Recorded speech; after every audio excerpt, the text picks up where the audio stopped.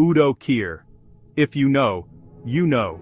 Born in Cologne, Germany, in 1944, Udo Kier's very first day was already a story. His hospital was bombed hours after his birth, and he and his mother had to be pulled from the rubble.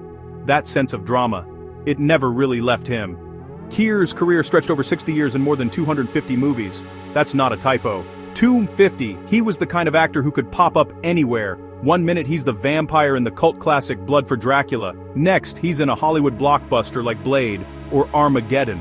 He made being unforgettable look easy, but it wasn't just the movies. Udo Kier was a walking, talking piece of film history. He worked with some of the most daring directors out there.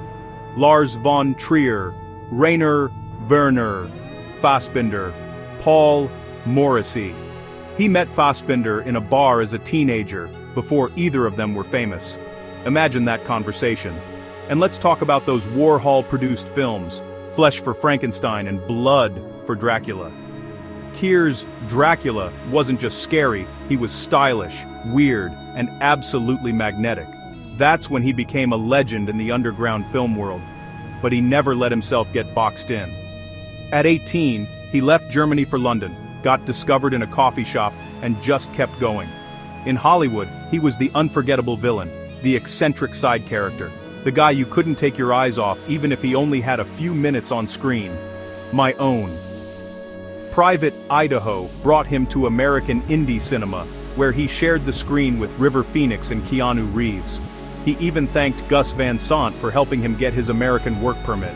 And don't even get me started on his music video cameos. Madonna, Korn. He just vibed with anyone who was pushing boundaries. In his later years, Kier settled in Palm Springs, living in a converted library surrounded by his rescue dog Liza, named after Liza Minnelli, of course, and a giant tortoise, Hans. He was a regular at the local film festival, always with a story, always with a twinkle in his eye. His last movie role was in The Secret Agent, but even after that, his legacy was still growing.